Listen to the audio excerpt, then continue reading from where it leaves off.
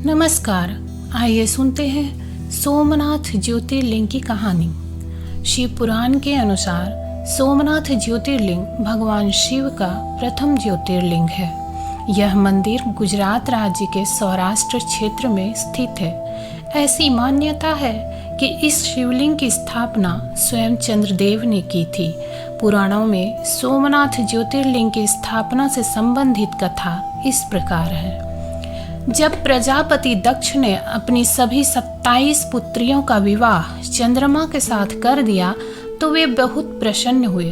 पत्नी के रूप में दक्ष कन्याओं को प्राप्त कर चंद्रमा बहुत शोभित हुए और दक्ष कन्याएं भी अपने स्वामी के रूप में चंद्रमा को प्राप्त कर शोभायमान हो उठी।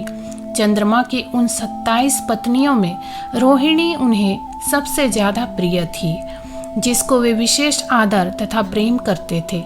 उनका इतना प्रेम अन्य पत्नियों से नहीं था। चंद्रमा की अपनी तरफ उदासीनता और उपेक्षा को देखकर रोहिणी के अलावा बाकी दक्ष पुत्रियां बहुत दुखी हुई। वे सभी अपने पिता दक्ष की शरण में गई और उनसे अपने कष्टों का वर्णन किया। अपनी पुत्रियों की व्यथा और चंद्रमा के दुर्व्यवहार को सुनकर दक्ष भी बड़े दुखी हुए। उन्होंने चंद्रमा से भेंट की और शांतिपूर्वक कहा, कलानिधे, तुमने निर्मल व पवित्र कुल में जन्म लिया है, फिर भी तुम अपनी पत्नियों के साथ भेदभावपूर्ण व्यवहार करते हो।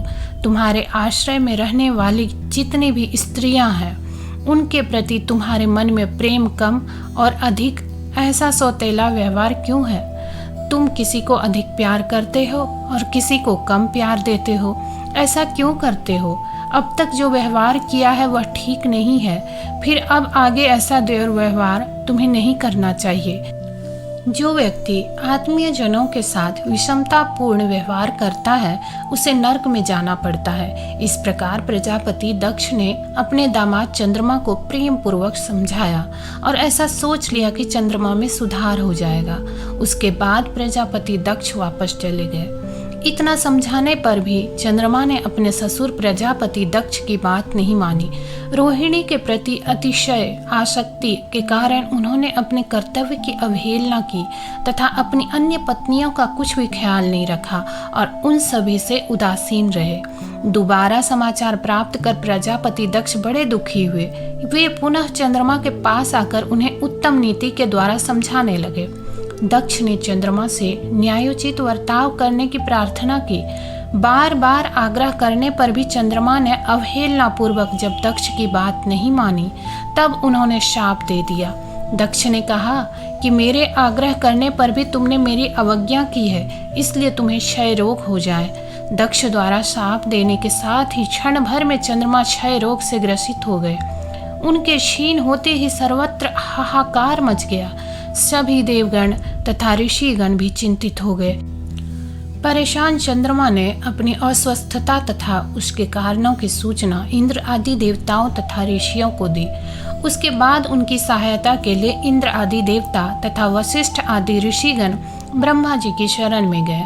ब्रह्मा जी ने उनसे कहा कि जो घटना हो गई है उसे तो भुगतना ही है, क्योंकि दक्ष के निश्चय को पलटा नहीं जा सकता। उसके बाद ब्रह्मा जी ने उन देवताओं को एक उत्तम उपाय बताया। ब्रह्मा जी ने कहा कि चंद्रमा देवताओं के साथ कल्याणकारक शुभ प्रभास क्षेत्र में चले जाएं। वहां पर विधि पूर्वक शुभ मृत्युंजय मंत्र का अनुष्ठान करते हुए श्रद्धा पूर्वक भगवान शिव की आराधना करें। अपने सामने शिवलिंग की स्थापना करके प्रतिदिन कठिन तपस्या करें।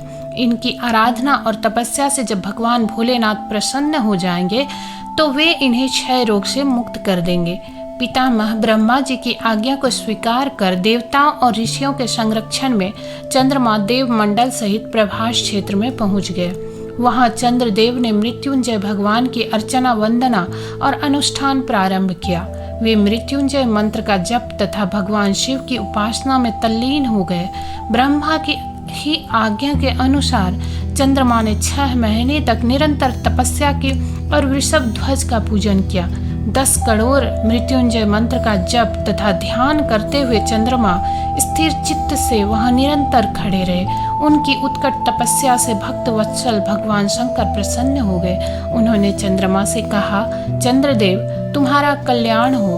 तुम जिसके लिए यह कठोर तप कर रहे हो उस अपनी अभिलाषा को बताओ, मैं तुम्हारी इच्छा के अनुसार तुम्हें उत्तम वर प्रदान करूंगा। चंद्रमा ने प्रार्थना करते हुए विनय पूर्वक कहा, देवेश्वर, आप मेरे सब अपराधों को क्षमा करें और मेरे शरीर के इस क्षय रोग को दूर कर दें। भगवान शिव ने कहा, चंद्रदेव, तुम्हारी कला प्रतिदिन एक पक्ष में क्षीण हुआ करेगी, जबकि दूसरे पक्ष में प्रतिदिन वह निरंतर बढ़ती रहेगी।